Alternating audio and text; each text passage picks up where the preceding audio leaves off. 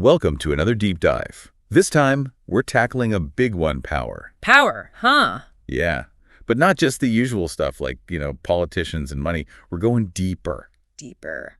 Power in every nook and cranny of life. From the tiniest little interactions to the forces that shape history. Sounds ambitious. It is. And you guys sent in some amazing sources for this one. Philosophy, sociology, even a bit of biology, and get this metaphysics. Metaphysics, wow. Right, we're going to uncover some seriously unexpected connections. Like, who would have thought the power of a bee pollinating a flower is somehow linked to a negotiator staying silent? Yeah, that's an interesting one. You know, what really jumps out from these sources is just how many different ways they show power. It's not just about control. No. Definitely not. They talk about lions, chess grandmasters, scientists, even monks meditating. Monks meditating. It's all about potential, influence, having the ability to make change happen. So many different tools in the toolbox, right? Yeah. Like, a hammer has power, but so does a tiny little screwdriver. Exactly. Each has its own purpose. Absolutely. But something I'm already curious about, the sources make a big deal about power being relational. Yeah. Not something you just have on your own. Right. It's not about existing in isolation. Can you unpack that a little bit? Sure. Think of a reservoir holding back tons of water. It's got potential energy, but it's not actually powerful until it's released. That water needs to flow out, change the landscape. Oh, I see. Power's kind of similar. It needs context, needs to interact with something else to really exist. So it's not just about me having power, it's how my power interacts with you, with everyone else. You got it. A classic example is the bee and the flower. Yeah. The bee gets nectar, the flower gets pollinated. Symbiotic. They both win. Exactly. Symbiotic power. But then you've got relationships like master-slave where the power dynamic is completely dependent. One side only has power because the other's forced to give it to them. Wow. Thinking about it like that, I mean, I can see power dynamics everywhere now. Yeah. Even just like deciding where to eat with a friend. You're right. There's got to be some kind of mini power struggle in that, right? Yeah, there is. And these sources, they help us break it all down. They point to four main pillars of power: knowledge, resources, emotion, and identity. Okay, I think I'm starting to get this. Knowledge is power-like. That scientist who makes a major discovery. They have power because of what they know. Right. Then there's resources. Like, think about a country that controls a huge chunk of the world's oil. That's economic power on a global scale. Makes sense? And emotions. A leader who can inspire hope, get people fired up for a cause, that's powerful stuff. Totally. And lastly, identity. Like, look at the feminist movement. Harnessing the shared identity of women to fight for equality, challenge the norms. Oh, wow. That makes me think about my own identity. How am I using it to move through the world? How does it play into all these power structures I bump into? Those are great questions to think about. And here's the thing. Once you recognize these four pillars, it helps you understand not just how other people use their power, but how you can empower yourself too. Whoa. So it's about being more aware of the power dynamics in play, everywhere, all the time. Exactly. But here's where it gets even trickier. The sources also talk about how power can be sneaky. Sneaky. It's not always upfront and obvious. They use this really interesting term, the masks of power. Masks, huh? Like hiding the real face of power. Kinda. Sometimes power is visible, like armies, governments, that's obvious. But then you've got invisible power working through social norms, those unspoken rules we all kind of follow without even realizing it. Ooh, okay. Can you give me an example of that? Imagine a king back in the Middle Ages. He's got his castles, his knights, all these visible signs of power. But underneath it all, there are these invisible norms about, say, gender roles or what it means to be a peasant versus a noble.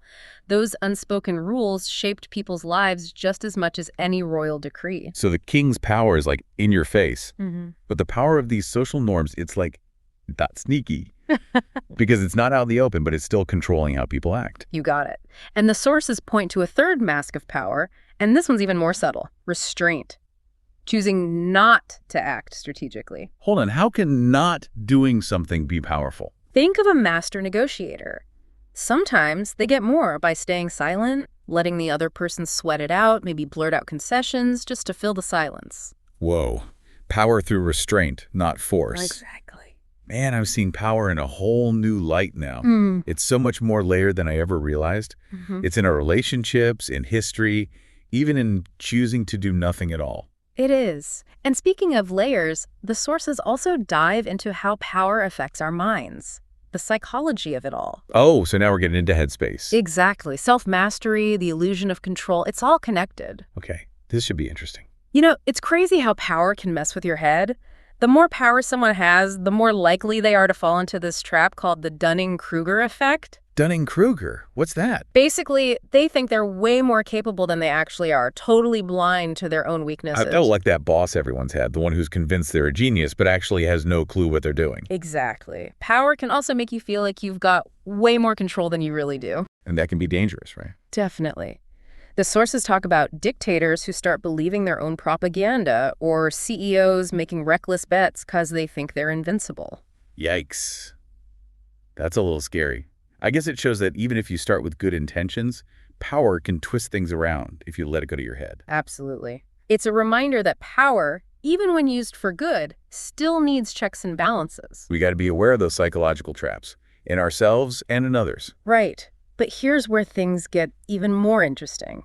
The sources go on to talk about the paradoxes of power. Paradoxes, like contradictions. Exactly. One paradox is the idea that you can find strength in vulnerability. Now that sounds kind of counterintuitive. Wouldn't showing vulnerability make people think you're weak? Maybe, but think about it like this. Imagine a leader who's always trying to seem perfect, never admitting they're wrong, never showing any weakness. I wouldn't trust them very much. They'd seem fake. Exactly. Now imagine a leader who's willing to admit when they mess up, who's open about their struggles. That would make them seem more human. Right. That vulnerability makes them relatable. People are way more likely to trust and follow someone who's genuine, even if they're not perfect all the time. That's a good point. It's like by letting go of the need to be in control all the time, to seem perfect, you actually gain more influence. Exactly. And that leads to another paradox. Power can actually grow when you share it. Wait, how does that work? I always thought power was like a pie. If someone else gets a bigger slice, I get a smaller one. It seems that way, right? But the sources challenge that idea. Okay, so how can giving away power make you more powerful? Think of it this way. You're a manager, and you empower your team by giving them more freedom, more, say, in decision-making. I bet they'd feel more trusted, more respected. Right, and when your team feels that way, they're going to be more motivated to work hard, to do good work. So it's like their success becomes your success. Exactly. By empowering others, you've effectively multiplied your own power. Wow. Letting go of control can actually lead to more influence in the long run? It can. And it's not just about what you personally gain. When we empower others, we build a more collaborative, resilient society as a whole. That makes sense. Speaking of big picture stuff, the sources also take us on this whirlwind tour through history. Right. From hunter-gatherer tribes all the way to kingdoms and the rise of democracies. It's like a crash course in the history of power. It is. One of the key takeaways is that power was distributed way more equally in early hunter-gatherer societies. And why is that? They had to cooperate and share to survive. So no single leader was calling all the shots. It was more about collective power. Makes sense. It was less about me versus you and more about us working together. Exactly. But as societies became larger, more complex, we started seeing hierarchies emerge. Power got more concentrated in the hands of a few. Like with kings and emperors who ruled with absolute authority. Exactly. And as we move through history, we see this constant back and forth between power and freedom. There was the Magna Carta, the Enlightenment, the American Revolution. All turning points where people challenged the powers that be, fought for individual rights and political participation. It's like this eternal struggle to find the right balance. It is. And the sources point out that struggle continues today. We need new models for governing power, especially with tech evolving so fast, with globalization and things like climate change. It's like we need a Power 2.0, an upgrade for the 21st century. Exactly. And a crucial part of that upgrade is understanding the ethical side of power. Oh, right. Cause power itself can be used for good or bad, right? That's what the sources emphasize. Power itself is neutral. It's like a tool. It's how we use it that matters. So it's not about getting rid of power, it's about using it responsibly. Exactly. Look at the civil rights movement. They harness the power of collective action to fight injustice, to build a more equitable society. That's a powerful example of power being used for good. It is. But then you've got countless examples of power being abused, dictators crushing dissent, corporations taking advantage of their workers, people using social media to spread misinformation. True. Makes you realize we all need to develop a strong sense of ethics, a sense of responsibility when it comes to power. Absolutely. no matter how big or small that power may seem. Man, this whole discussion is really making me think, how am I using power in my own life, in my relationships, at work, even online? It's a lot to consider. It is a lot, but that's why it's so important to have these conversations, to raise our awareness, to ask ourselves tough questions. And we need to be more conscious about how we participate in this whole dance of power. Exactly. And speaking of dancing, remember how we started this whole thing by talking about bees and flowers? I do. Nature is pretty amazing. Well, get ready for a wild ride, 'cause the sources take a pretty crazy turn next.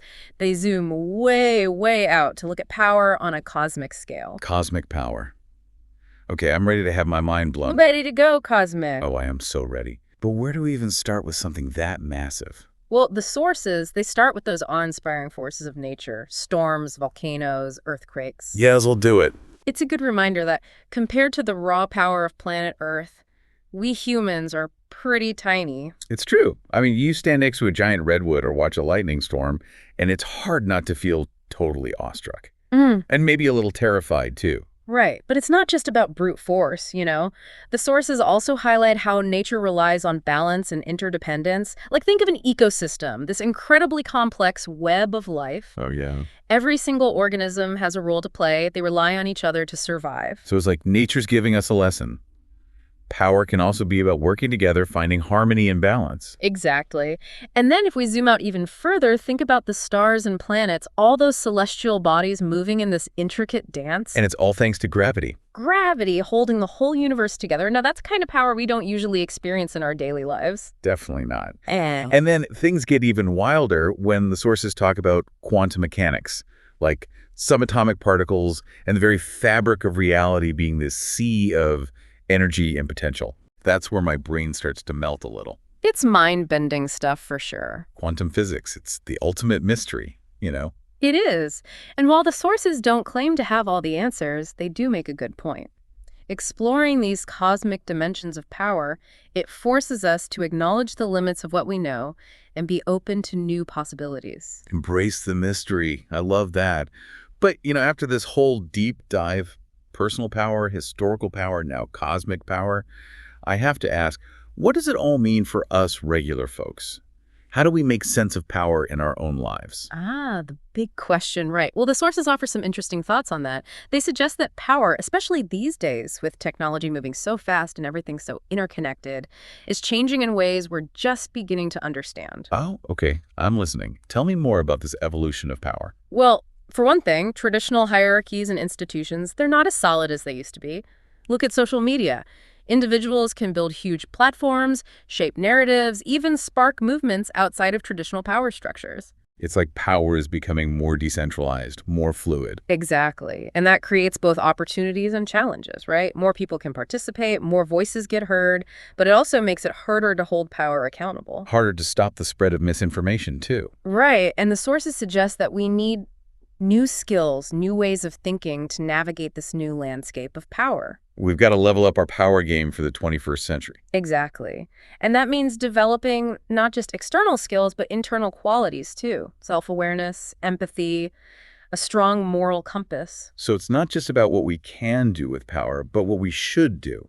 Aligning our actions with our values, using influence for good. That's it. It's an ongoing journey, not a destination. We're all learning, evolving, figuring out how to use power responsibly in this crazy, constantly changing world. Wow. This deep dive has been quite the ride. We've gone from bees and flowers to kings and dictators to the mind-blowing forces of the universe.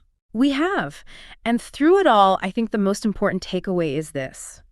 Power isn't something that's simply given or taken. It's something we all participate in.